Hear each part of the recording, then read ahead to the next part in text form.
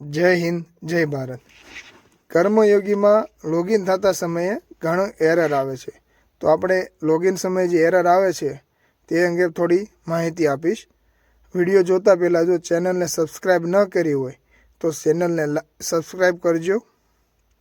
આપણે જ્યારે mobile number અને ઈમેલ આઈડીથી એ કર્મયોગીમાં લોગિન કરીએ છીએ ત્યારે please check your credential, user name and પાસવર્ડનું મેસેજ આવે છે. જો આવો મેસેજ આવે તો આપણે આપણા HRPN નંબરથી જ લોગિન કરવાનું રાખીશું. જો તમને HRPN નંબર તમને ખબર ન હોય તો તમે તમારા જીમેલ એકાઉન્ટમાં એટલે કે તમે તમારી ઓફિસમાં જે ઈમેલ આઈડી આપ્યું હોય તે ઈમેલ આઈડીમાંથી તમે તમારો HRPN નંબર જાણી શકો છો. HRPN નંબર જાણવા માટે તમે ઓફિસમાં તમારું જે પર્સનલ ઈમેલ આઈડી આપ્યું હોય તે ઓપન કરવાનું રહેશે. તે ઓપન કર્યા બાદ તેમાં કર્મયોગી ટાઈપ કરવાનું રહેશે. કર્મયોગી ટાઈપ કરશો એટલે તમારું ઈમેલ આઈડી, તમારું જ્યારે કર્મયોગીમાં યુઝર આઈડી બન્યું હશે ત્યારે એક ઈમેલ આવ્યો હશે આ રીતનો. એ ઈમેલમાંથી તમે જોઈ શકો છો HRPN નંબર અને પાસવર્ડ. તમે ફર્સ્ટ ટાઈમ લોગિન કરશો ત્યારે આ પાસવર્ડથી લોગિન કરવાનું રહેશે. જો આ પાસવર્ડથી પણ લોગિન ન થાય તો તમે આ ફોરગટ પાસવર્ડ પર ક્લિક કરતા તમારો મોબાઈલ નંબર, ઈમેલ આઈડી કે HRPN નંબર નાખશો એટલે તમારા ઈમેલમાં ઈમેલ આવશે રીસેટ પાસવર્ડની લિંક માટેનો. જેમાં રીસેટ પાસવર્ડ પર ક્લિક કરીને તમે પાસવર્ડ ચેન્જ કરશો અને ફરીવાર HRPN નંબરથી લોગિન થશો એટલે તમારે પાસવર્ડ ચેન્જ કરવાનો એક મેનુ આવશે.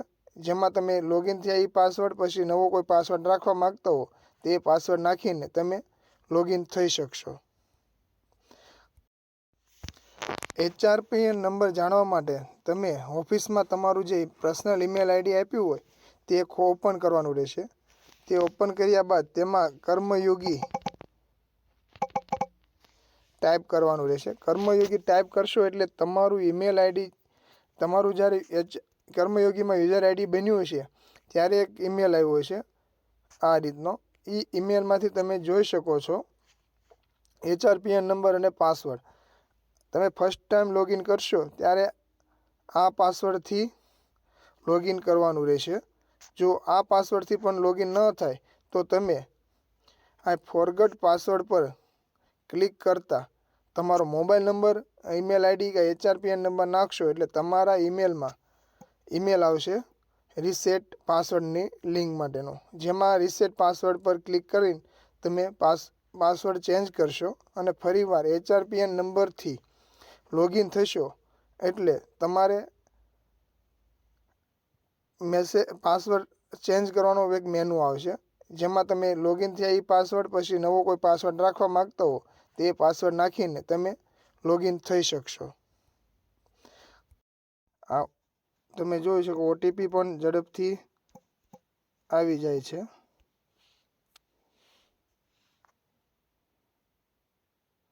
અને તમે સરળતાથી લોગિન થઈ શકો છો.